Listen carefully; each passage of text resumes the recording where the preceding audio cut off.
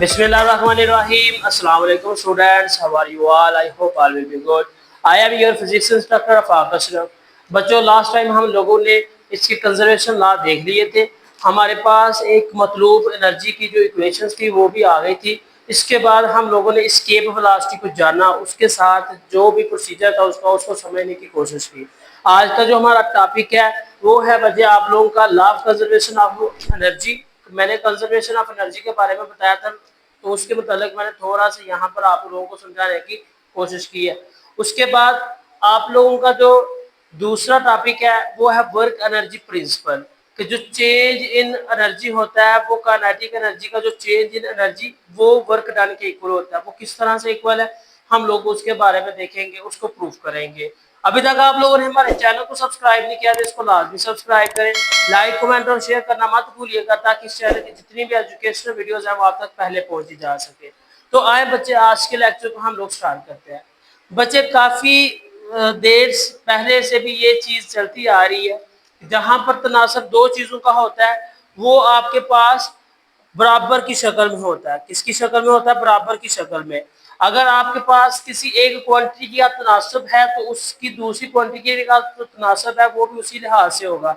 अगर 100% में से 75% चीज आपके पास है तो उसका 25% यानी 25% वाला हिस्सा जो है वो किसी दूसरे के पास होगा और वो हमें मतलूब होगा। इसका मतलब हमें 100% करने के लिए 25% जराए और 25% उस चीज की जरूरत होगी। इसी तरह से law of conservation of energy भी है, जिसकी वजह से पूरी कायनात का सिस्टम एक निज़ाम के मुताबिक ठहरा हुआ है। अगर वो बैलेंस ना हो, जिस तरह हम लोग बैठते हैं तो हमारे ऊपर दो तरह की फोर्सेस लाजमी अमल करती है, एक नॉर्मल फोर्स ऊपर की तरफ और एक ग्रेविटेशनल फोर्स नीचे की। और इन दोनों के आपस में कंजर्व होने की वजह से, एक जगह पर स्टेबल होने की वजह से हमारे पास क्या होता है, वहां पर उसका कंजर्वेशन लॉ आ जाता है, जिसको हम लोग law of conservation of energy. ये फोर्स की शक्ल में भी हो सकता है। ठीक है बच्चे, law of conservation of energy फिर क्या है? ऐसी चीज, ऐसी एनर्जी जिसको ना तो बनाया जा सकता है ना तबाह किया जा सकता है। It can neither, energy can neither be created not destroyed, but it can change from one form to another form, but total amount of the energy remains the constant. Energy को एक शक्ल से दूसरी शक्ल में तब्दील किया जा सकता है, ना तो इसको पैदा किया जा सकता, ना इसको खत्म किया जा सकता, तबाह किया जा सकता, लेकिन एक शक्ल से दूसरी शक्ल में तब्दील लाजमी किया जा सकता है। और इस चीज को हम लोग क्या कहते हैं? Law of conservation of energy. This is the basic foremost thing that energy can only be changed into other kind, but total amount of energy remains the same. ये बात बड़ी काबिल एहतराम है कि हमारे पास जो एनर्जी है वो टोटल अमाउंट जो उसकी होती है वो सेम रहती है, चाहे वो इनिशियली कम है या फिर फाइनल पे कम है, लेकिन दोनों का जो कॉम्बिनेशन है वो क्या होता है, वो हमेशा सेम रहता है। ठीक है बच्चे, एग्जाम्पल क्या है? Potential energy of the following body change into the kinetic energy. For example, अगर हम लोग किसी हाइट के ऊपर से नीचे की तरफ ऑब्जेक्ट को फॉल करवाते हैं ना, तो ऊपर से गिरने वाले जो ऑब्जेक्ट की काइनेटिक एनर्जी है, सॉरी पोटेंशियल एनर्जी है, वो काइनेटिक एनर्जी में चेंज हो जाएगी, क्योंकि अर्थ की ग्रेविटेशन में काइनेटिक एनर्जी और अर्थ से ऊपर की तरफ पोटेंशियल एनर्जी होती है। जब वो नीचे आके बॉडी स्ट्राइक करेगी, टकराएगी, तो टकराने की वजह से जो उसकी एनर्जी है वो मुख्तलिफ चीजों में कन्वर्ट हो जाए, जिस तरह से साउंड एनर्जी में और हीट एनर्जी में। ये बात काबिले गौर है कि कोई भी चीज है वो जब वर्क डन करती है तो वो कुछ ना कुछ एनर्जी लाजमी तौर पर जाया करती है। फॉर एग्जांपल, फ्रिक्शन की वजह से जब करंट फ्लो करता है तारों में, वायर्स में, तो वहां पर जब वायर्स गर्म हो जाती है तो इसका मतलब वो क्या हो रहा है, एनर्जी का ज़या हो रहा है। वहां पर जो हीट एनर्जी है वो चेंज हो रही है, वो कन्वर्ट हो रही है। क्या हो रही है? कन्वर्ट हो रही है, और उसका लॉस हो रहा है किस शक्ल में? हीट एनर्जी की शक्ल में।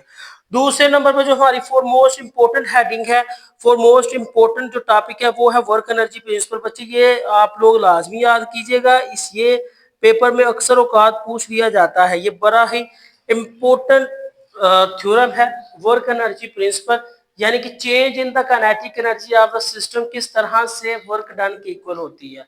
ठीक है, वर्क एनर्जी प्रिंसिपल क्या कहता है? Work done on the body equals to the change in its kinetic energy. जो किसी जिस्म के ऊपर वर्क डन करता है वो उसकी चेंज इन काइनेटिक एनर्जी के इक्वल होता है। इसको हम लोगों ने प्रूव करना है। Let's suppose that whenever the work done on the body increase its energy, जब भी किसी जिस्म के ऊपर काम किया जाता है वो उसकी एनर्जी को बढ़ा देता है। When a force F is applied, और फर्ज करें आप किसी ऐसे जिस्म के ऊपर फोर्स लगा रहे हैं जो पहले ही हरकत में है, जो इनिशियल वेलोसिटी भी है इसे मूव कर रहा है, लेकिन कुछ देर के बाद जो उसकी इनिशियल वेलोसिटी है वो फाइनल वेलोसिटी वी एफ में कन्वर्ट हो जाएगी, लिहाजा उसकी जो स्पीड है उसका जो चेंज है वो वहां पर नजर आ रहा है। तो जो उसका चेंज है वो हम लोग किसके इक्वेशन ऑफ लॉ, हम लोग मोशन की तीसरी कानून के मुताबिक देखते हैं, 2as is equal to V F square minus V I square. इसकी मदद से हम लोग मालूम करेंगे किस तरह से change in kinetic energy equal to होता है वर्क डन के। ठीक है बच्चे, न्यूटन का दूसरा कानून क्या कहता है, F is equal to M में। क्या है, F is equal to M में।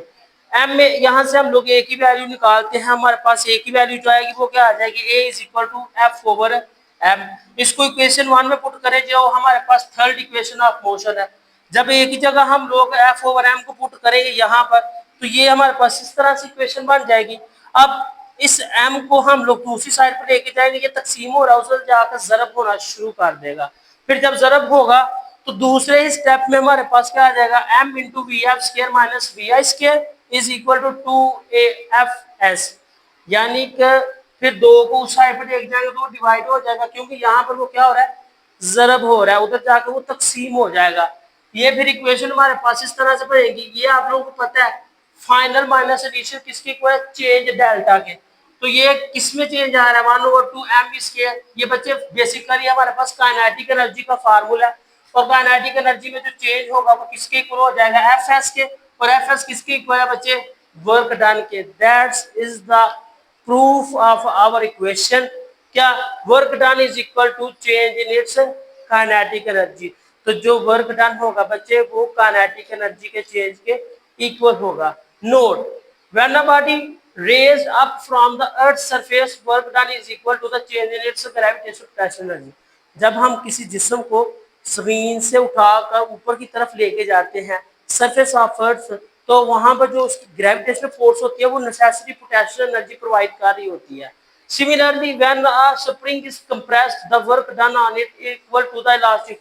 जब हम किसी स्प्रिंग को कंप्रेस करते हैं, मतलब उसको दबाते हैं, तो उस वक्त जो कंप्रेशन में उसकी एनर्जी होगी वो इलास्टिक पोटेंशियल एनर्जी होगी, जो कि हमारे काफी ज्यादा डेली मराह के कामों में आमतौर पर इस्तेमाल हो रही है। तो ये था बच्चे आज का आपका छोटा सा टॉपिक, जिसमें आप लोगों ने वर्क एनर्जी प्रिंसिपल यानी थ्योरम के बारे में पढ़ा। आई होप आप लोगों को अंडरस्टैंडिंग होगी। अभी तक आप लोगों ने हमारे चैनल को सब्सक्राइब नहीं किया तो इसको लाजमी सब्सक्राइब करें, लाइक कमेंट और शेयर करना मत भूलिएगा, ताकि इस चैनल की जितनी भी एजुकेशनल वीडियोस हैं वो आप तक पहले पहुंची जा सके। इंशाल्लाह नेक्स्ट लेक्चर में हम लोग दोबारा से मुलाकात करेंगे, तब तक के लिए मुझे दे इजाजत, अल्लाह हाफिज।